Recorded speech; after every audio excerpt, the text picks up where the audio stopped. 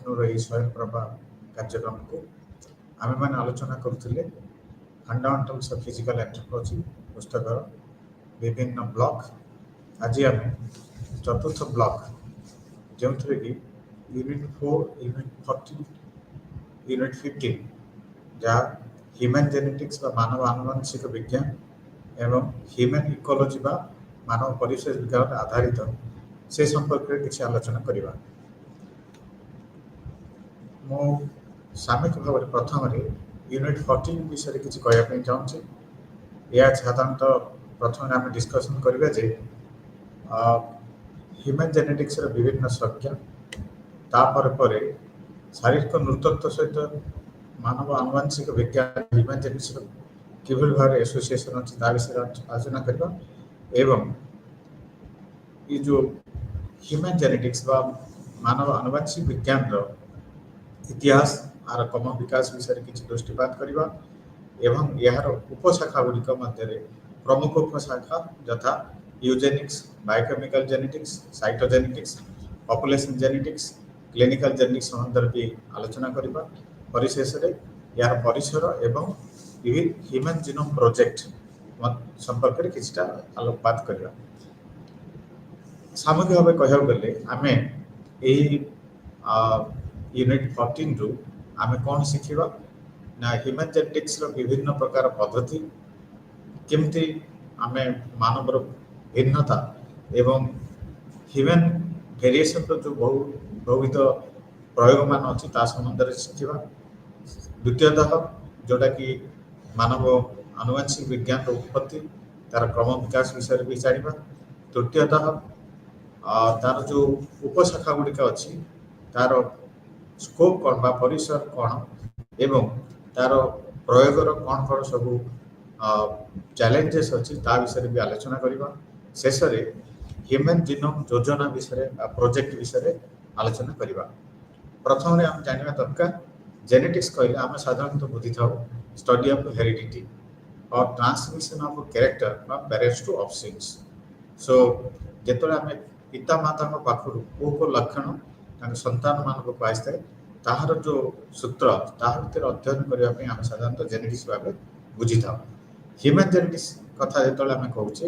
ସେତେବେଳେ ଇଏ ଏଭଳି ଗୋଟେ ଶାଖା ଜେନେଟିକ୍ସର ଯେ କେବଳ ମଣିଷର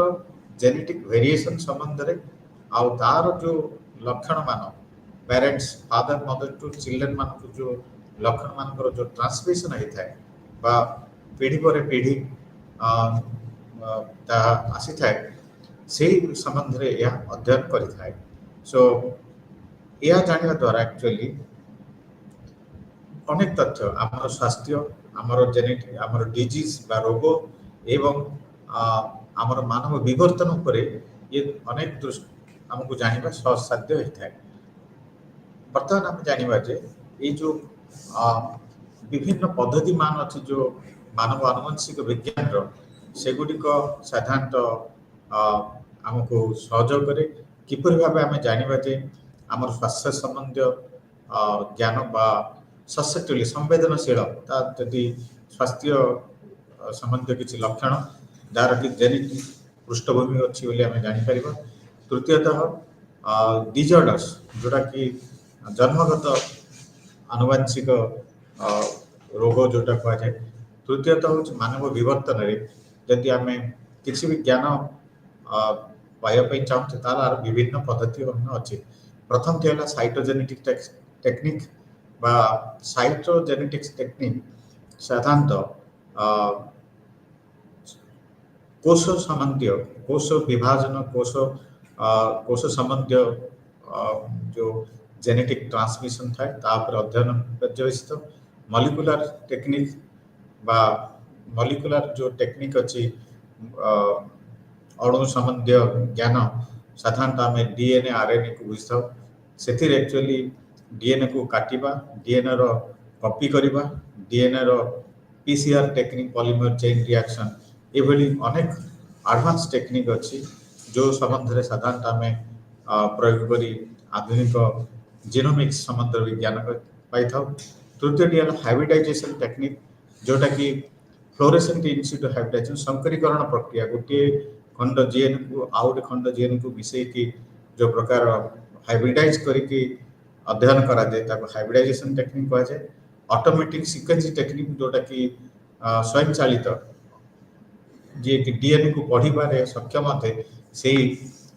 सीक्वेंस टेक्निक अध्ययन कर पार सो एपरी भाव जब आम देखा आमर शरीर में जदि बायोलॉजिकल मैक्रोमोलिक्यूल्स कहले आम साधारणतः डीएनए आरएनए को बुझे था जदि डीएनए न्यूक्लियस जो डीएनए अच्छे से प्राय 3.2 बिलियन बेस पेयर्स अच्छी आ भितर 6.10⁻⁶ 6 मिलियन बेस जोड़ा साधारणतः दीटा मनीष मध्य डिफरेंट थाए से जब आम 1000 बेस जोड़ा जब देखा से गोटे बेस जोड़ा जोटा कि सिंगल डिफरेंस थाए दीटा जदि मान भीतर आम तुलना करें जो जीनोमिक होल जीनोम लेवल रे जो सामूहिक मुझे कहली 3.2 बिलियन बेस पेयर्स अच्छी से 0.1% डिफरेंस थाए सो दीटा Manish 99.99% they are similar so एथुर आम बुझीपा जे आज जो ऑटोमेटिक सीक्वेंसिंग टेक्निक बा ह्यूमन जीनोम प्रोजेक्ट यही सब ज्ञान आमको सहजरे मिल पारुछि तृतीयथ जिते आम देखुचे जे मानवर विविधता से समय जब जानापी चाहिए 85% ऑफ जेनेटिक वेरिएशंस माने विद इन द पॉपुलेशन हुए जोटा कि बिटवीन द पॉपुलेशन 15% साधारणतः हम देखा पाई था आज जी आमर ज्ञान बा जैव विज्ञान बा जेनेटिक्स जो ज्ञान आम पाखे अच्छे जीनोमिक्स जो ज्ञान अच्छे पॉपुलेशन भितर भिन्नता बहुत कम देन पॉपुलेशन भितर भिन्नता अपेक्षा सो जेनेटिक वेरिएशन अध्ययन साधारणतः बहुत जटिल रोग जो means genetic related disease like sickle cell anaemia cystic fibrosis Duchenne's muscular dystrophy so ये अनेक जटिल रोगर निदान तार कारण ये सब समय भी जानवा एक्चुअली आमको सूचना मिलता है एवं से भाव में आम देखा ससेप्टेबिलिटी संवेदनशील निर्दिष्ट रोग को तार जेनेटिक जो डायबिटीज कैंसर बहुत जटिल रोगों तार जो जेनेटिक पृष्ठभूमि जो संवेदनशीलता अच्छी जहाँ लक्षण मान अच्छी संबंध में भी जानवाई आमको ये सुराग जोगे थाए बर्तमान आम जानवा चाहिए जे शारीरिक नृतत्व आउ ये जो मानव आनुवंशिक विज्ञान बा ह्यूमन जेनेटिक्स को भाया एसोसिएशन अच्छी सो जदि आम देखा मेन ऑब्जेक्टिव जदि शारीरिक नृतत्व देखा साधारणतः बायोकल्चरल इवोल्यूशन ऑफ ह्यूमन मानवर जैव सांस्कृतिक विवर्तन संबंध में ज्ञान साधारणतः ज्ञान आहरण कर किंतु विवर्तन जो मानव विवर्तन कथा कहूचे से समय ताहले आमे मानव विविधता बुझा पड़ो मानव विविधता बिना मनुष्यर हेरिडिटरी ट्रांसमिशन जो अच्छी जो लक्षण मान अच्छी सेटा न जानी अध्ययन करने असंभव से आमर जिते जेनेटिक प्रगति होती से भाया मानव जेनेटिक्स बा ह्यूमन जेनेटिक्स रो संपर्क फिजिकल एंथ्रोपोलॉजी सहित निबिड़ होती सो से आम जाना जे को प्रकार विवर्तनीय फोर्सेस अच्छी जोटा जद्वारा कि गोटे निर्दिष्ट जनसमूह तार गोटे सुंदर जेनेटिक फिजिकल एंड फिजियोलॉजिकल तार जो एडजस्टमेंट अच्छी पारिपार्श्विक परिवेश सहित सेटा साधारणतः आम ह्यूमन जेनेटिक्स और फिजिकल एंथ्रोपोलॉजी पाई था पॉलीजेनेटिक रिलेशनशिप विभिन्न प्रकार सीक्वेंस अच्छी जमती heterozygous advantage sickle cell anaemia susceptible to disease and adaptation so ये सब जिनस केवल आम जब बुझा उच्च श्रृंगरे बसत पूरा तुषार बा मेरु अंचल बसवास कर लोकंर जेनेटिक एडाप्टेशन बा सहारा भली विभिन्न मरुभूमि रोकवा लोकंर जदि आम देखा ताहले बा रोग प्रतिषेधक क्षमता विभिन्न जनसमूहर यही सब विषय जब आम जाना तार गोटे विवर्तन पृष्ठभूमि अच्छी से विवर्तन पृष्ठभूमि एवं विविधता तार जो genetic accumulation of variations over the generation से संबंध में साधारणतः आम अध्ययन उभय को जब अध्ययन करबा ताले सहज बुझी पारे से जो फिजिकल एंथ्रोपोलॉजी और ह्यूमन जेनेटिक्स गोटे बहु निबिड़ संपर्क देखा मिले। बर्तमान आम आसवा जे ये जो मानव आनुवंशिक विज्ञान यार जो इतिहास एवं यार क्रम विकास जो आम दृष्टिपात करवा साधारणतः सामूहिक भाव में कह गले एकविंश शताब्दी जो आर विकास आम देखुचे विंश शताब्दीर मध्यभाग पर्यंत आर प्राय प्रगति बा इतिहास बहुत सीमित थिला से जाओ यार इतिहास एते अति सुंदर बोली कहिबनी किंतु वर्तमान जदि आम देखा एकविंश शताब्दी रे बोध हुए आमर जेनेटिक्स कहले आम ह्यूमन मानव जेनेटिक्स ही बुझीबा वर्तमान एंथ्रोपोलॉजिकल जेनेटिक्स तार स्वतंत्रता स्थान भी जेनेटिक्स भीतर पाइबार ऑलरेडी दृष्टांत देखा मिलूँ। तो उदाहरण स्वरूप जो आम देखु जार इतिहास प्रथम आम जदि यूरोपीय दृष्टिकोण देखा ताले प्रथम वाद विवाद थिला जे गोटे शिशुर जन्मर लिंग निर्धारण पाई उभय पुरुष बा स्त्री दायी बा केवल पुरुष ही दायी परवर्ती समय वाइजमैन्स जो जर्म प्लाज्म थ्योरी आसला से पर्यंत पूरा यूरोप दुनिया रे एक्चुअली साधारणतः गोटे विवाद थिला जे ये सब जिनसर की actually means responsible father mother ना ओनली फादर ओनली मदर तापरे आम देखा जे अरिस्टोटल कथा कह से भितर प्लाटो कथा कह प्लाटो एक्चुअली एडवोकेट करथिले जे उभय sexes only should give birth to children तापर एक्चुअली मैसिडियो तांकर बही टी मॉर्बिस हेरिडिटीज both parent contributed seeds to the future progeny माल्फिस सिमती जानिथिले जे whole organism in complete shape is performed in the ovum. So ये लिवेन्युक से आउ जड़े विशिष्ट नेचुरालिस्ट 1677 मसीह सी स्पर्म रो डिटेल स्टडी करथिले। मायोब्रिटस 1753 मसीह कहते जे उभय पिता और माता इक्वल बा समभाव भूमिका रही। पॉलीडक्टिलिटी माने आंगुठीर जो एक्स्ट्रा आंगुठी जो आम देखुचे सेमती आदाम्स तांकर हेरिडिटी डिजीज तांकर परिवेश सहित गोटे तांकर पुस्तक लिखले treatise on the supposed hereditary properties of diseases. Similarly परिशेष रे ग्रिगोर जोहन मेंडल 1865 मसीह तांकर जो गार्डन पी प्लांट ऊपर जो गवेषणा करके तथ्य उपस्थापन करथिले नेचुरल साइंस एसोसिएशन बर्न रे किंतु परवर्ती समय 1900 मसीह ताहा प्राय लोकलोचन को आसी पार नथिला। 1900 मसीह कार्ल कोरेज अरिक डी रासलमा डी फेरिस एमाने ताको रिडिस्कवरी करथिले एवं सेटा ही गोटे मैथमेटिकल गोटे साइंटिफिक ऑब्जर्वेशन रो गोटे अकाउंट थिला आ सी जो तांकर पोस्टुलेशन करथिले सेटे ही जेनेटिक्स साइंस रो मूलदुआ पड़थिला। से अनेक समय आधुनिक जो आम जेनेटिक्स कथा कहूँ तार जनक ग्रिगोर जोहान मेंडल को ही बुझा जाए। से भाव में जब देखा 1865 मसीह आउ जड़े संपर्क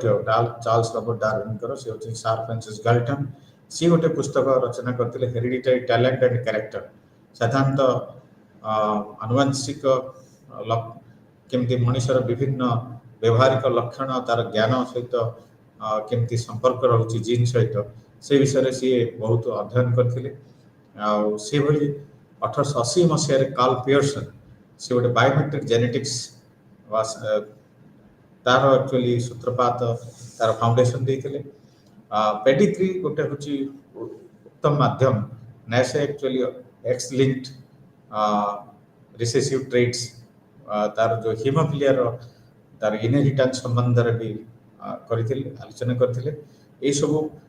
किछि जनकर गैल्टन कार्ल पियर्सन नेसे माने एक्चुअली मेंडल्स कर नियम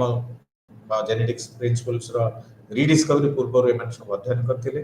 से भली हम आसीबा जे कार्ल फ्रांसिस गैल्टन जेतले हमें ह्यूमन जेनेटिक्स रो उपशाखा मान विषय जदि किछि आलोचना करिया पे चाहिबा ताहले हम प्रथम बुझिया होबो जे जोटा कि कहूँ जे जेनेटिक्स रो जदियो ग्रिगर जोहन मेंडल एक्चुअली 1865 मसीह गार्डन की प्लांट्स बाइसन सेटम एक्सपेरिमेंट करके मोनो हाइब्रिडस डायहाइब्रिडस तापरे law of unit character law of dominant recessive law of independent assortment law of segregation analysis ये सब तथ्य उपस्थापन करथिले किंतु लोकलोचन को केवल 1900 मसीह आस्थिला ए समय पीरियड रे फिजिकल एंथ्रोपोलॉजी शारीरिक तत्व रे गोटे अभिनव प्रयास चलीथिला साइंटिफिक रेसिज्म सो प्रजातिकरण रो गोटे वैज्ञानिक प्रक्रिया सेतोळु कॉलोनियलाइजेशन माने यूरोपियन माने प्राय पृथ्वी they have their colonies in different part of the world तापर से माने विभिन्न लोक बा जो मानव विविधता संपर्क रे आस्थिले मोनोजेनिज्म माने पॉलीजेनिज्म कथा जति हम कहवा ताहले मोनोजेनिज्म को सेतोळु पॉलीजेनिज्म बा भिन्न वंशधारी सो लेसर ह्यूमन्स सो यूरोपियन मान हेले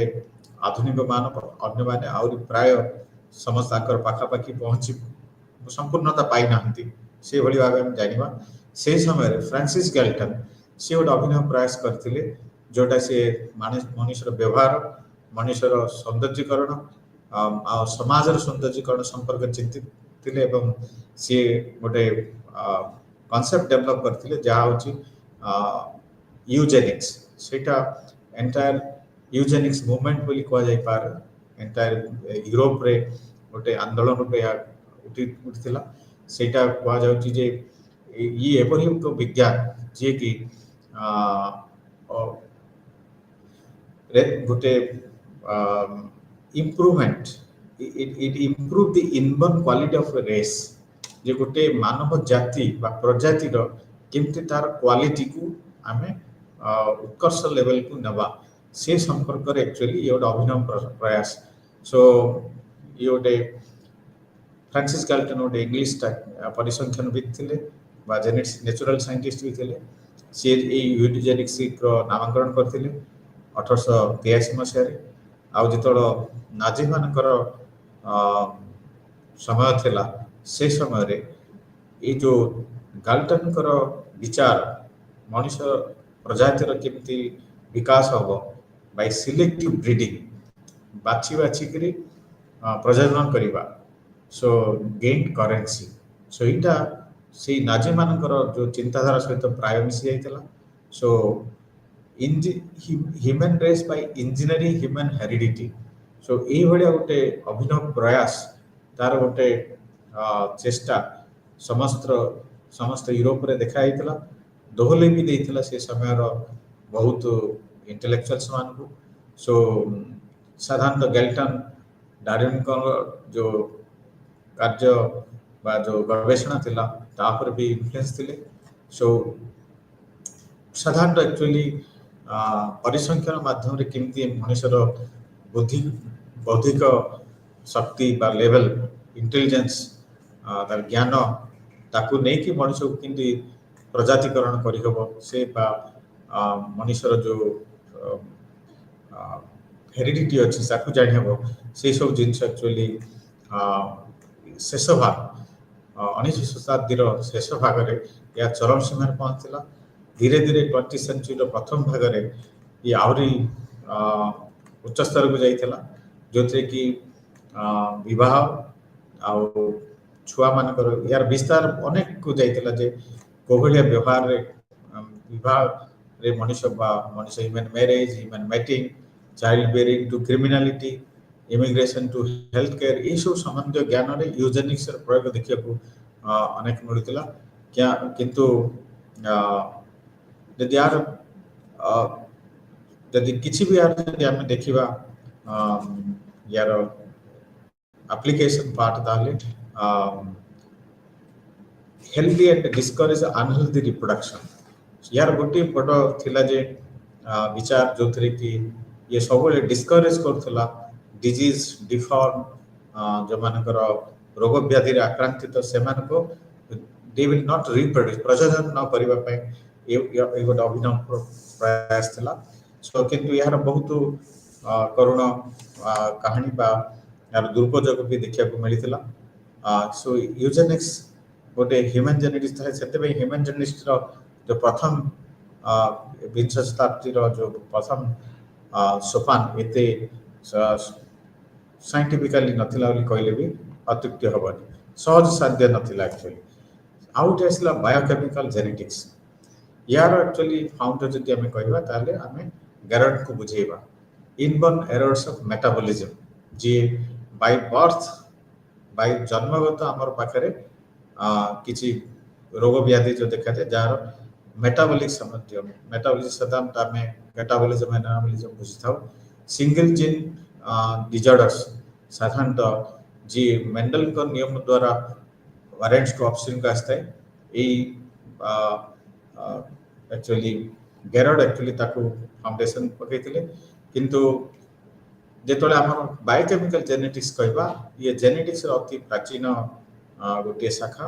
बा अति सुदृढ़ शाखा कहले हम अत्युक्ति हेनी या प्रथम तो आम जाना दरकार जे केते प्रकार डिजॉर्डर अच्छी single gene disorder multifactorial disorder congenital बहुत प्रकार जेहेतु डिजॉर्डर जेनेटिक डिजॉर्डर आम कही से भितर ये हूँ गोटे बहुत प्राचीन जोटा कि gene enzyme relationship metabolic pathway जदि जीन अभाव देखा जाए ताले अन्य गोटे रोग को चलता है incident of alkaptonuria phenylketonuria albinism glucose six phosphate dehydrogenase यही सब जिनसर जो आम बाय बर्थ डिफेक्ट देखुचे यार जेनेटिक पृष्ठभूमि पर प्रथम आलोकपात करथिले 1902 मसीह गेरड सो सी तांकर जो कार्य को सी लैंसेट जर्नल रे पब्लिश करथिले the incident of एल्काप्टोनुरिया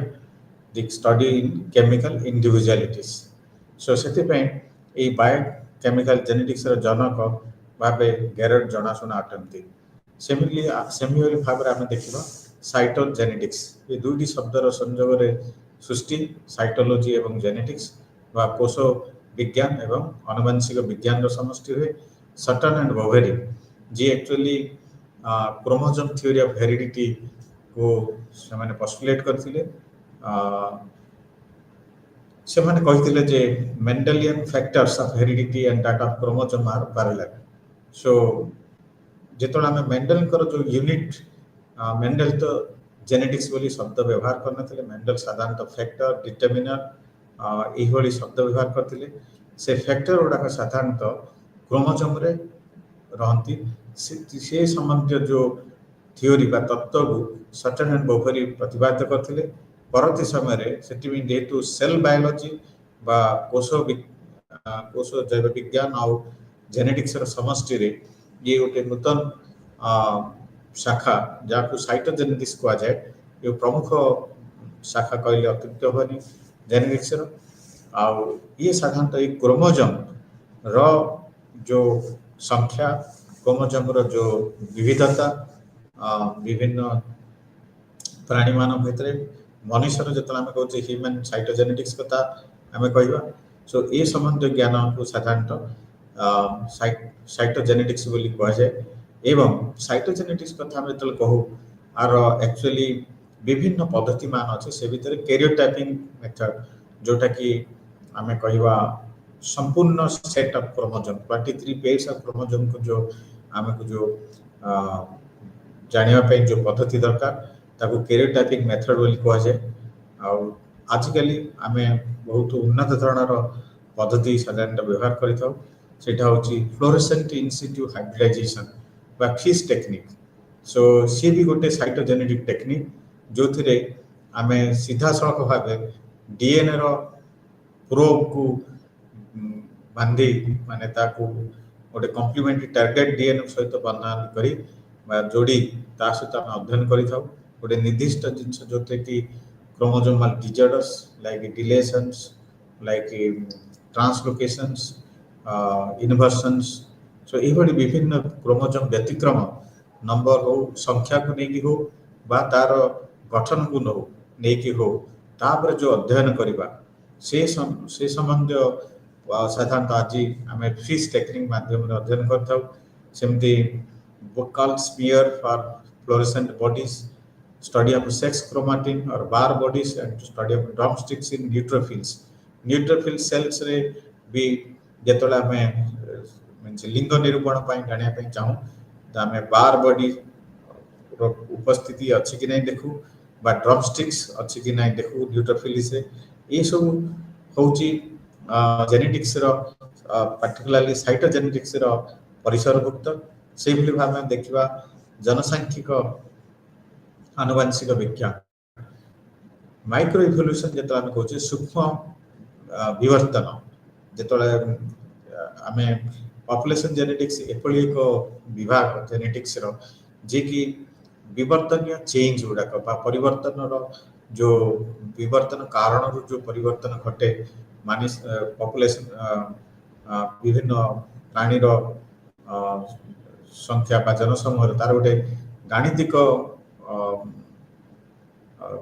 basis actually प्रदान करि थाए सो को बेले इवोल्यूशनरी फोर्स एक्चुअली सेठी काम करे जार फल रे तार जो फ्रीक्वेंसी ऑफ जीन्स जो गोटे निर्दिष्ट ट्रेट्स से एबियो ब्लड ग्रुप हो कि एनी ट्रेट हो ताकू ने कि आमे ये सूचे थाए आ ये मैक्रो इवोल्यूशन बदल रे ये माइक्रो इवोल्यूशनरी चेंजेस को साधारणतः आमको सूचना दे थाए से बड़ी genetic variation over times genetic differences और सिमिलरिटीज सो समयानुक्रमिक जो जेनेटिक विविधता जेनेटिक जो भिन्नता ता भीतर जो सामंजस्यता अच्छी से संपर्क मध्य ये आमको ज्ञान दे थाए गोटे पॉपुलेशन बा गोटे जनसंख्यार एक्चुअली विभिन्न जेनेटिक कंपोजिशन जदि आम निर्दिष्ट भाव में ब्लड ग्रुप को नवा निर्दिष्ट भाव में विभिन्न ट्रेट्स को नवा जे भली natural selection mutation rate of mutation inbreeding coefficient तो ये भली बहुत जिनस अच्छी जोटे कि रक्त संपर्क मान भितर वैवाहिक संपर्क बा निर्दिष्ट जियोग्राफिकली आइसोलेटेड गोटे जनसमूह अच्छी से भीतर जो ब्रीडिंग हुए तार परिणाम स्वरूप को भली जेनेटिक म्यूटेशन पीढ़ी पर पीढ़ी गोटे निर्दिष्ट पॉपुलेशन रे देखा जाए सो ये गोटे विवर्तन गोटे इवोल्यूशनरी चेंज जोड़ा आम कहूचे तार विषय आमको साधारणतः ज्ञान प्रदान करता है सो ये से विंश शताब्दी प्रारंभ में या जेनेटिक्स प्रतिष्ठा समसामयिक से समय अति पुराना शाखा बोली कह अत्युक्त हो नहीं क्लिनिकल जेनेटिक्स निदान जेनेटिक्स बा मेडिकल जेनेटिक्स कथा जो कहूँ साधारणतः ये आमर जेनेटिक डिजीज रो प्रिवेंशन मैनेजमेंट आ क्योर ताकू केमती आम निराकरण तार केमती ताकू मैनेजमेंट कराबो एंड ताकू केमती निदान भी करा जाय परिबो साधारणतः ये से संबंध रे अध्ययन करि थाए ये हूँ गोटे मुख्य ब्रांच जोटा कि जेनेटिक्स ह्यूमन जेनेटिक्स आपको मेडिकल जेनेटिक्स नाम नामित करा जाय थाए सो ये साधारणतः अध्ययन करि थाए जे क्रोमोसोमल एबेरेशंस क्रोमोसोम जनित जेते प्रकार विविधता अच्छी से समय रे साधारणतः क्लिनिकल जेनेटिक्स अध्ययन करता है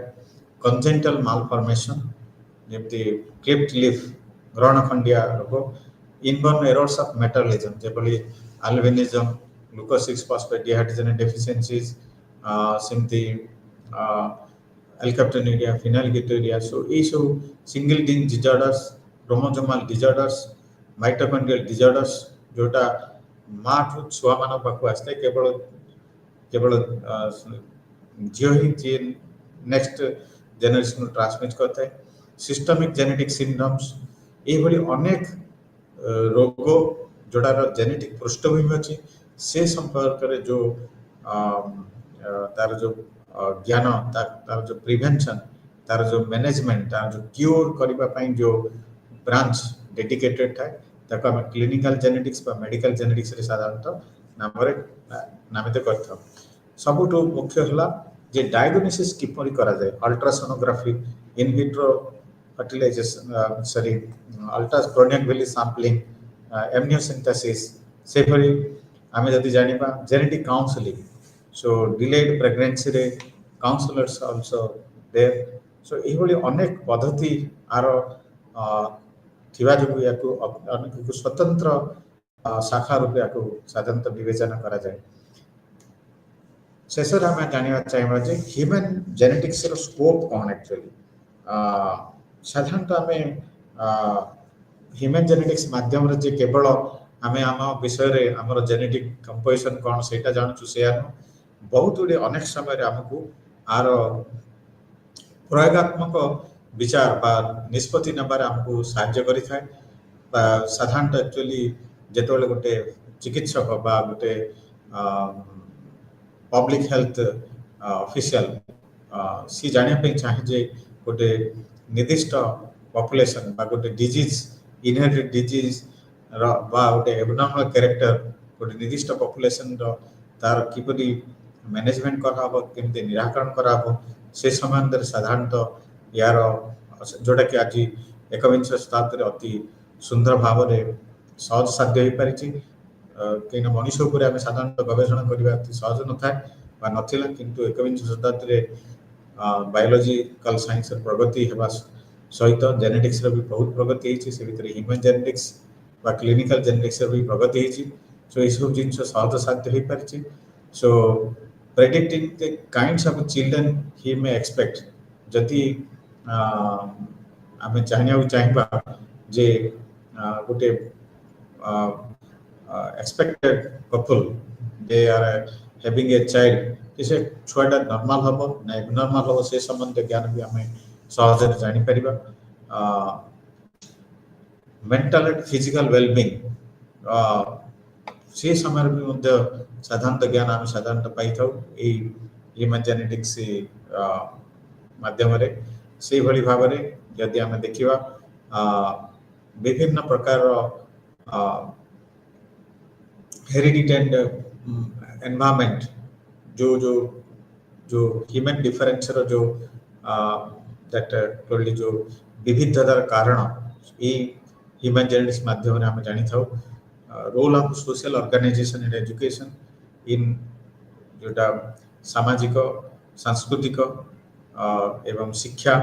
तार जो भूमिका थाए मनुष्यर in shaping humans and human as a species ता विषय भी मध्य हम ह्यूमन जेनेटिक्स माध्यम भी जानी था सेकेंड हला जे इबे जो एकविंश शताब्दी रे जो प्रकार वैप्लविक परिवर्तन आसी साधारणतः आम देखू public health human evolution population variation human behaviour study रो अध्ययन रे यह संभव होइछि केवल ह्यूमन जीनोम प्रोजेक्ट प्रवृत्ति समय से भाई भाव में देखा मेनी ह्यूमन जेनेटिक्स गोटे स्वतंत्र विभाग बा विषय भाव में अनेक विश्वविद्यालय पढ़ाया भी लक्षण कराई से भीतर अनेक तार पारंपरिक शाखा सहित सी आधुनिक शाखा like human molecular genetics human evolutionary genetics reproductive genetics ये भली अनेक विभाग मान एक्चुअली साधारणतः देखा मिलूँ आज एकविंश शताब्दी रिप्रोडक्टिव टेक्नोलोजी द्रुत गति बढ़िबार लगी से समय ह्यूमन जेनेटिक्स चाहिदा ह्यूमन जेनेटिक्स स्कोप आ परिसर अति व्याप्त surrogacy xenotransplantation stem cell therapy test tube babies ये अनेक जिन अच्छी जार कि आम सेमती ता सहित आम देखा कैंसर जेनेटिक्स इम्यूनोजेनेटिक्स बिहेवियरल जेनेटिक्स जो फार्माकोजेनेटिक्स इकोजेनेटिक्स ये अनेक विभाग आजिकल जो आम पाखे ह्यूमन जेनेटिक्स जो गवेषणा तार जो परिसर एकविंश शताब्दी तार अति व्याप्त आउ ये सब संभव है द्रुत गति जो असिस्टेड रिप्रोडक्टिव टेक्नोलोजी जो मॉलिक्यूलर टेक्निक्स ଯାହାର ଜେନେଟିକ୍ ଇଞ୍ଜିନିୟରିଂ ଏସବୁ ଜିନିଷରେ ବା ଯେଉଁ ବାୟୋ ଇନଫର୍ମେଟିକ୍ସ ଏଇ यार जो स्वतंत्र विकास ଏବଂ ତାର जो विकास सहित ह्यूमन जेनेटिक विकास ମଧ୍ୟ ओतप्रोत भाव जड़ित अटे। परिशेष आम आसवा ह्यूमन जीनोम प्रोजेक्ट जहाँ बायोलॉजिकल साइंस रे होची भावुँ द्वितीय बा प्रथम सबुठ विस्तृत परियोजना जहाँ ह्यूमन जीनोम रो गोटे सिक्वेन्स करने आधारित यार जदियो इतिहास जदि आम अध्ययन करवा 1984 मसीह रेनाल्ड एक्चुअली आइडिया देते परवर्ती समय अनेक आपको पब्लिक प्राइवेट ये भाव में नहीं कि आरंभ होता द्वंद्व भितर किंतु ये एक प्रोजेक्ट जोटा कि पब्लिक एंड प्राइवेट मिसिकी आपको आरंभ करते 1990 मसीह National Center for Human Genome Research was established तार प्रतिष्ठा होता 1999 मसीह एवं 1990 मसीह को आरंभ कराइला। सो यार प्राय 20 सेंटर पृथ्वी सारा बा इंटरनेशनल कंसोर्टियम 6 कंट्री रे सीमित थिला 20 सेंटर होता China France Germany Great Britain Japan United State ए पार्टिसिपेट करते एवं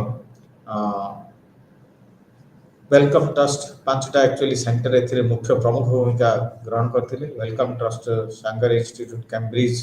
the Broad Institute Michigan Institute of technology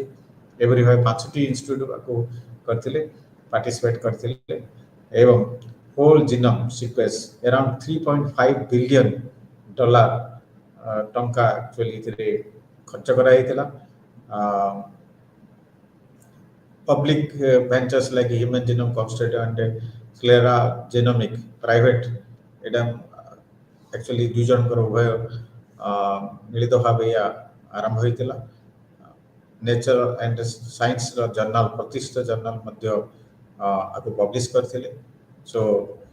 ये जो ह्यूमन जीनोम सीक्वेंस जो विशाल प्रोजेक्ट पर्टिकुलरली बायोलॉजिकल साइंस रे या संपूर्णता होता 2003 मसीह यार प्रमुख एक्चुअली उद्देश्य मूल गोल गुड़ा थिला 3 बिलियन जो बेस जोड़ा अच्छी केमिकल बेस जोड़ा डीएनए रो न्यूक्लियस ताकू जानिबा द्वितीय है से जो इनफॉरमेशन मिले डाटाबेस तैयार करने तृतीय थर हूँ से जो डाटा मिलो ताकू केमती सुंदर भाव एनालिसिस करा जाई परिबो ताकू चतुर्थ हूँ तार जो transfer of related technology to private sectors. So private sector मान ये टेक्नोलॉजी केमती जीव ethical legal and social issues सब मुख्य थिला जे ये जो प्रोजेक्ट पर तार जो सामाजिक नैतिक आईनगत बा सामाजिक जो समस्या मान उपजीव ताकू केमती हैंडल करा जीवो ताकू केमती नियंत्रण करा जीवो ता संबंध में ज्ञान आहरण करने। सो ये भाव में नॉन ह्यूमन ऑर्गेनिज्म मान भी जीनोम सीक्वेंसिंग कराइला। सो सो ये भाव में आम जदि देखा विभिन्न प्रकार सिंगल न्यूक्लियोटाइड पॉलीमरेज स्निप्स सेमती इकोलाई ड्रोसोफिला मेलानोगाटर बहुत गुड़ी प्राणी मान भितर जो structural genomics and functional genomics परवर्ती समय एक्चुअली तार विभिन्न दिग गुड़ाक मान अध्ययन होता जार परिणाम स्वरूप आलू इनसर्शन जो मानव विविध विवर्तन रे जो जीन म्यूटेशन बा डीएनए म्यूटेशन जो धारा आपको इंडिया से भाव में council of scientific industrial research प्रमुख भूमिका ग्रहण अनेक अनुष्ठान सो फार्माकोजिनोमिक्स जेनेटिक नेटवर्क बायो सो विभिन्न प्रकार अध्ययन भारत जेहेतु एक जैव विविधतार केन्द्र बिंदु अटे पृथ्वी जदि देखिए जनसमूह को ये जो ह्यूमन जीनोम प्रोजेक्ट परवर्ती समय अध्ययन मानव संबंधी अध्ययन बहुत व्यापक भाव देखा मिले। सो यहीपरि भाव में आम एक यूनिट 14 मध्य मानव आनुवंशिक विज्ञान संक्षेप आलोचना यार इतिहास क्रम विकास यार शाखा एवं से परिशेष ह्यूमन जीनोम जो योजना ता संबंध में आलोचना कले। बर्तमान आम आसवा मानव परिवेश विज्ञान बा ह्यूमन इकोलॉजी एथिरे साधारणतः आम जानिबा जे मानव विज्ञान बा मानव इकोलॉजी बा ह्यूमन इकोलॉजी परिवेश तत्व तार एंथ्रोपोलॉजिकल दृष्टिकोण मान कौन तृतीयतः इकोलॉजिकल रूल्स ता मध्य प्रमुख तीनोटी रूल्स अच्छी बा नियम ग्लोबल्स का नियम ब्रैगमेंट्स का नियम एलेंस का नियम शेष परिशेष जो अनुकूलन मानव अनुकूलन उष्ण परिवेश शीतल परिवेश उच्च शुंग एवं पुष्टिसार संबंधी जो मानव अनुकूलन अच्छी से संबंध में किसी आम आलोचना करवा। प्रथमे आम जानिबा जे साधारणतः आम जानिबा जे ह्यूमन इकोलॉजी रो उत्पत्ति केमते हिची ह्यूमन इकोलॉजी कांसेप्ट केबडू आसिला तापर आम जानिबा जे एंथ्रोपोलॉजिकल अप्रोच बा एंथ्रोप टू ह्यूमन इकोलॉजी कौन नृतात्विक स्वतंत्रता अच्छी जेतोले आम ह्यूमन इकोलॉजी कथा कहू साधारण सोशियोलॉजी जियोग्राफी आर पृष्ठभूमि था किंतु यार गोटे नृतात्विक स्वतंत्रता रही आसी एवं परिशेष आम जानिबा जे मानव biological cultural and nutritional adaptation so जैविक सांस्कृतिक एवं पुष्टि संबंधी जो अनुकूलन अच्छी उष्म शीतल एवं उच्च शुंग जो मानव मैंने बसवास करते। प्रथम आसवा जो आम इकोलॉजी कथा कहू एर्नेस्ट हैकेल को क्रेडिट दि जाए साधारणतः सी 1866 मसीह से कनसेप्ट देते ऐक्य लोगस ग्रीक शब्द उद्धृत साइंस ऑफ हैबिटेट बा हैबिटेट संबंध ज्ञान बा विज्ञान को इकोलॉजी भाव कही था एवं human ecology 1921 Masih sociology Chicago school of sociology प्रथम साधारणतः आपको प्रपोजल दिया से जो आम ह्यूमन इकोलॉजी कथा कहू इकोलॉजी जो भाव आम प्राणी और उद्भिद विज्ञान में बुझी था टी भिन्न अटे ताठू सो ये साधारणतः जो डायनामिक रिलेशनशिप अच्छी मनुष्यर जनसमूह बा मानव जनसमूह तार physical biotic cultural social characteristics of their environment to the biosphere so living sphere रो जो परिवेश अच्छी से मनुष्यर जो इंटरेक्शन विथ तार सामाजिक सांस्कृतिक इंटरेक्शन विथ तार जो भौतिक सराउंडिंग्स अच्छी तार एक अध्ययन को एक्चुअली ह्यूमन इकोलॉजी बोली भाव हम बुझी था। सो जो आम नृतात्विक एप्रोच बा आभिमुख्य कौन थाए ह्यूमन इकोलॉजी सो प्राइमरी आम जाना चाहूँ जानी था ह्यूमन इकोलॉजी रो adaptive ordering of the relation of human groups to their natural world environment and demographic and socio-cultural conditions and construction of those relations. So नृतात्विक अभिमुख होची ये मनुष्यर जो एडाप्टिव स्ट्रेटजी अच्छी तार जो नेचुरल सराउंडिंग सहित तार जो सोशियोलॉजिकल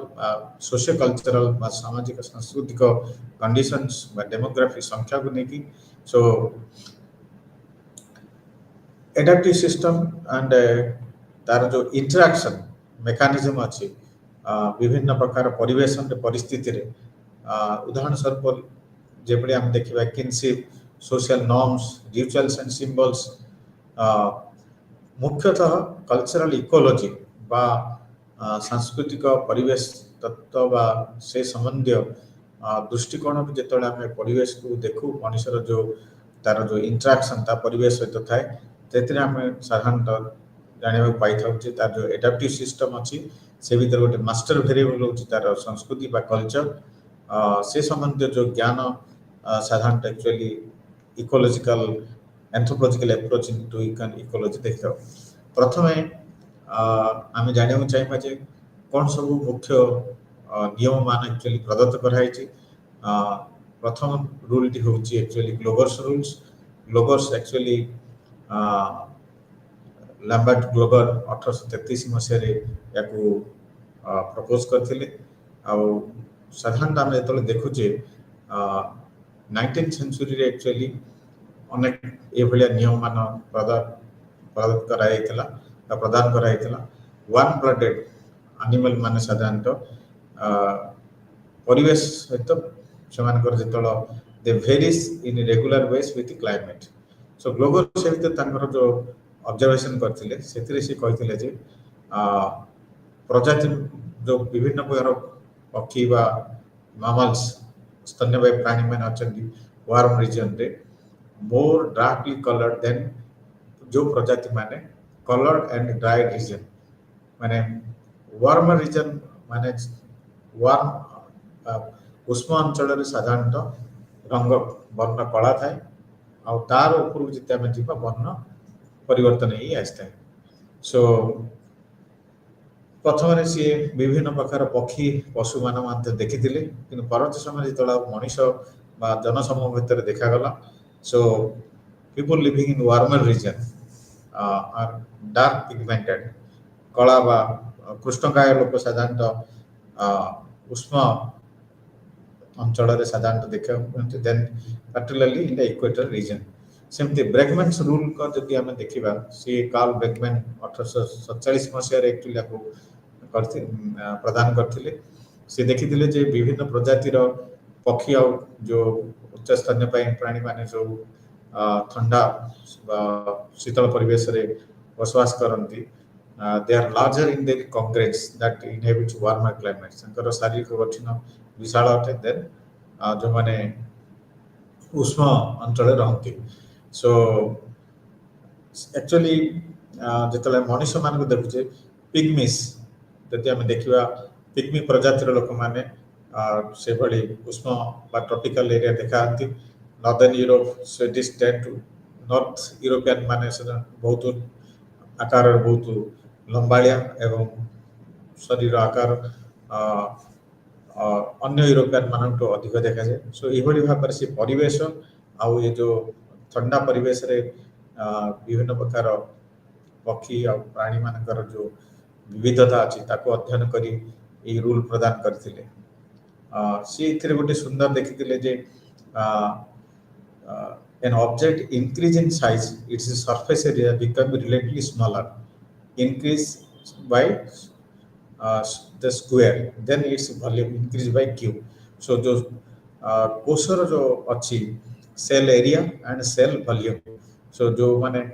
कोल्ड क्लाइमेट रहती ठंडा परिवेश रहती सेमानकर बॉडी बिल्ड जो माने उष्म परिवेश रहती सेमानकर बॉडी बिल्ड। सो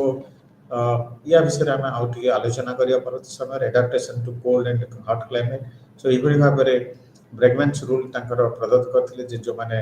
ठंडा परिवेश रहती शरीर गठन जो माने उष्ण अति भिन्न अटे विशाल भी अटे। एलेन्स रूल से भाव में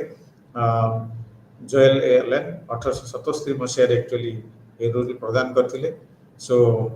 सी कहते जे जेते सब शरीर अंग प्रत्यंग अच्छी यथा नेक लेग माने बेक गोड़ लांज कान सो यही सब जिनस गुड़ाक सटर इन कोल्ड रिजन जो ठंडा परिवेश जिनस गुड़ाक सब छोट छोट थाए किंतु उष्ण परिवेश साधारणतः लंबाड़िया थाए। या दृष्टांत स्वरूप जो आम देखा ईस्ट आफ्रिकार लोकों सहित इन अदर ट्रॉपिकल रीजन्स लोक मैंने साधारणतः लंबाड़िया जो आम आर्किक देखा माने एस्किमो एंड अदर तुंद्रा अंचल जनबसती सहित सो चित्र माध्यम भी प्रदान कराई। सो गोटे हूँ लिनियर बॉडी गोटे हूँ globular body. Linear body larger surface area globular less surface area so evaporation दरकार पड़े। सो यही सब भाव में ग्लोबस रूल ब्रेगम्यान्स रूल एलेन्स रूल तीनोटी नियम साधारणतः ये जो साधारणतः जो प्राणी एवं उद्भिद जगतर तार परिवेश सहित जो बायोजियोग्राफिकल डिस्ट्रीब्यूशन आम देखू से भाव आम बुझी था। बर्तमान आम आसवा मनुष्यर अनुकूलन साधारणतः मनुष्य अनुकूलन साधारणतः उद्भिद और अन्य प्राणी मान अति भिन्न अटे। ए बायोकल्चरल एडाप्टेशन कथा साधारणतः आम देखा पाई था। मनुष्य एभली एक प्राणी आम सब परिवेश सब परिस्थिति उपस्थित देखा जाए पृथ्वीर जेकोसी अंचल को आम गले भी पाई था। यह केवल संभव होता है तार अति सुंदर भाव तार जैव सांस्कृतिक जो खाप पाई से परिवेश संतुलित भाव रही है। सो जदि आम मनुष्यर स्वतंत्रता भितर देखा ताले तो थर्मो रेगुलेशन एंड साइकाडल रिदम सेटा तार जो खाद्य जो तार जो खाद्य बा न्यूट्रिशन पोषण पाई से तार जो थाए ताकू अति सुंदर भाव निपुण भाव ताकू सी निभे थाए। सो से ताकू नहीं तार जो एडाप्टेशन परिवेश को परिवेश भिन्न होता है। सो यहाँ जब हम देखे गोटे जटिल प्रक्रिया बायोलॉजी इकोलॉजी कल्चर सोसाइटी एवं इंडिविजुअल ह्यूमन मेकानिज्म लॉरेंस 2001 मसीह को उपस्थापन करते। सो ब्रॉडली जिते आम देखा मनुष्यर उष्म अंचल बा शीतल उच्च शुंग और न्यूट्रिशन एडाप्टेशन कथा कही था। सो प्रथम आम बुझा जे ये जो एडाप्टेशन साधारणतः आम समसामयिक 3 शब्द आम देखते गोटे हूँ एडाप्टेशन एक्लाइमाटाइजेशन एक्लिमेटाइजेशन। एडाप्टेशन बा अनुकूलन कहले साधारणतः गोटे फिजियोलॉजिकल बिहेवियरल फिक्स जेनेटिकली माने जोटा कि ऑलरेडी फिक्स्ड गोटे परमानेंट चेंज जोटा को आम कहू से एडाप्टेशन आम बाहर। एक्लिमेशन होची गोटे गोटे प्राणी तार जीवन समय जे प्रकार रेस्पॉन्सेस ताकू जो experimentally induced change in a particular climate जदि ताको परिवेश को एनवायरनमेंट कंट्रोल करा जाए ताले से केमती भाव खाप खुआई निजको उत्तीर्ण करके आसे से एक्लिमेशन कहा जाए। एक्लाइमेटेशन होची within the lifespan of an organism as a result of enabling a particular natural climate। जो गोटे परिवेश जाए कि आउ गोटे परिवेश जिते आम रोचे आम से एक्लाइमेटाइज होगा पड़ुछ। तो ये जो मेकानिज्म सेटा को एक्लाइमेटाइजेशन कहा जाए। एक्लिमेशन होची जनकर जीवन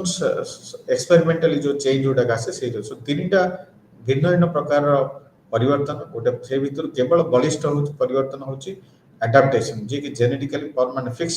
चेंज आनी थाए आउटा होची शॉर्ट टर्म चेंज ये भली आप देखा सेमती heat to adaptation to heat जेतला आम कहू जे साधारणतः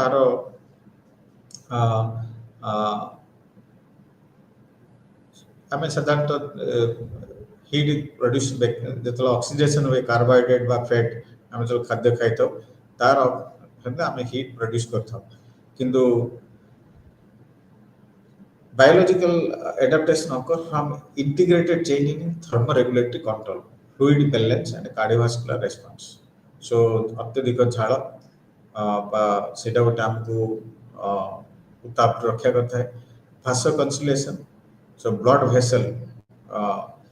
गोटे भूमिका भी रही। So heating skin blood flow increases to facilitate the heat transfer from the core of the skin to surface। सेमती कार्डियोवास्कुलर रेस्पॉन्स मध्य बहुत भूमिका नहीं था जो आमर आम एटा सब फिजियोलॉजिकल कारण जो आम कहवा से भाव में अनेक सर्व माने बायोलॉजिकल कारण अपेक्षा ये भाव आम देखा एज फिजिकल एक्टिविटी बा आयु जनकर फिजिकल कार्यक्रम body shape and production obesity ethnicity ये समस्त एक प्रमुख कारण थाए। जदि आम देखा जमती middle age men women are more work heat intolerant and suffer more physiological state. सेमती physical activity about 10 to 20 fold higher metabolic heat is produced during physical exercise than resting। स्थिरता भाव में आउ कार्य करथुवा समय केते प्रकार परिमाण में हीट प्रोड्यूस हुए। सेमती एथनिसिटी आम जो देखा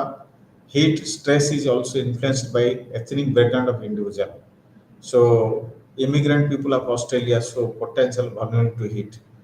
जो एशियन माने यूरोप रछंदी ऑस्ट्रेलिया रो जो माने जाइछंदी। सो इन विभिन्न माइग्रेशन आउ अन्य मान को जो हिस्ट्री देखिबा सेतिर हम देखि परिबा जे केमती प्रजाति अनुसार बा विभिन्न श्रेणी लोक जो माने मूलवादी आदिवासी से माने भिन्नता देखी विभिन्न उष्णता परिवेश रे ओबेसिटी शरीर आकार को लेकिन the high body heat content due to high resting metabolic heat production obesity ମଧ୍ୟ ଗୋଟେ କାରଣ ହେଇପାରେ ସେମିତି କଲଚରାଲ ଆଡାପ୍ଟେସନ ଯଦି ଆମେ ଦେଖିବା जोटा मनुष्य को एक्चुअली साहाଯ୍य करिଥାଏ particularly material culture କଥା ଆମେ କହିବା common material culture technique to hot to dry environment house and food then kitchen cooking areas ये सब जिनस जदि वस्त्र ये सब जिनस जदि आम देखा जो मैंने साधारणतः इवेन भारत राजस्थान अंचल रहती जो मैंने नॉर्थ ईस्ट अंचल रहती जो मैंने साउथ अंचल रहती से वेशभूषा भिन्न जो मैंने पहाड़िया अंचल रहती सो cultural adaptation material cultural adaptation गोटे प्रमुख भूमिका नहीं था मनुष्यर एडाप्टेशन जो आम कल्चरल एडाप्टेशन बायोकल्चरल एडाप्टेशन कथा कही था एडाप्टेशन टू कोल्ड मध्य से भाव में जो मैंने अति ठंडा परिवेश रहती भी बहुत गुड़े शारीरिक जैविक लक्षण देखा गोटे हूँ सीवियरिंग vasoconstriction the vasoconstriction এটা को ठंडा so vasoconstriction non severing thermogenesis high metabolic rate cardiovascular response like increase in heart rate blood pressure so face cooling increases systolic and diastolic blood pressure but decreases heart rate so एवली भाव में विभिन्न प्रकार biological हमको फेनोमेनस देखा पड़ो मिलता है जो पॉपुलेशन माने बा जनसमूह बसवास करते विभिन्न शीतल severing vasoconstriction non severing thermogenesis so similarly high metabolic rate and cardiovascular essence से भाई भाव आम जब देखा शारीरिक अनेक फैक्टर उपादान जोटा कि कोल्ड एनवायरनमेंट रे विभिन्न जनसमूह मान देखा सरफेस एरिया सो जो मैंने ठंडा अंचल बसवास करती सो से body size heavily affected by body size and shape so large body size साधारण आप देखा पाओ इंसुलेशन ऑफ फैट भी देखा जाए से भाई physical fitness so thermoregulatory system increases the level of physical fitness SQ1 होचंदी गोटे सुंदर उदाहरण से बयस गोटे मध्य साधारणतः देखते younger individuals have better thermoregulatory response than the older वयस्क मान को साधारणतः thermoregulatory system कम था यंगर मान को अपेक्षा malnutrition so essential fats जोटा actually lack of increase in the intensity of severing टा मध्य चर्बी जातीय खाद्य अभाव देखा जाए सेमती कल्चरल एडाप्टेशन जो आम कहूँ से भीतर आम देखु एस्किमो माने जो ट्रेडिशनल क्लोथिंग्स जो इग्लूर घर जो खाद्य जो विभिन्न प्रकार सोशल कल्चरल प्रैक्टिसेस अच्छी से भी अति स्वतंत्र जो आम जो जनसमूह बसवास करती मरुभूमि टाइप परिवेश रे सो तुंद्रा अंचल जो बसवास करता जनसमूह मान जो कल्चरल एडाप्टेशन अच्छी से जो भूमिका अत्यंत स्वतंत्रता अटे से भाई आम जब देखा हाई एल्टीट्यूड उच्च श्रृंग जो मैंने 2500 मीटर उच्च श्रृंग बसवास करने लगे तिबेटान्स से साधारणतः hypoxia oxygen deficit high solar radiation low humidity low means high wind ये सब विभिन्न प्रकार पारिवेशिक चापर शिकार होती एक्चुअली ओवरकम करने हाई हिमोग्लोबिन हेमाटोक्रेट सो ये विभिन्न प्रकार क्रोनिक माउंटेन सिकनेस विभिन्न बायोलॉजिकल स्वतंत्र थाए से खाद्य पेय वस्त्र ये सब जिन देखू तिबेतान माने एक्चुअली अत्यंत स्वतंत्र अन्य जिते इवेन आंडीज माउंटेन सो विभिन्न पर्वतमाला जो बसवास कर लोक देखा जाए से जो उच्च श्रृंगर जो एडाप्टेशन अन्य परिवेश संपूर्ण भिन्न अटे परिशेष में आम देखा ये जो न्यूट्रिशनल एडाप्टेशन आगर मुझे कहीदे nutritional adaptation heat cold and high altitude भिन्न भिन्न थाए आपको धन्यवाद दूची परिशेष आम फंडामेंटल्स ऑफ फिजिकल एंथ्रोपोलॉजी को संपूर्ण करी एठी रखुचे धन्यवाद नमस्कार।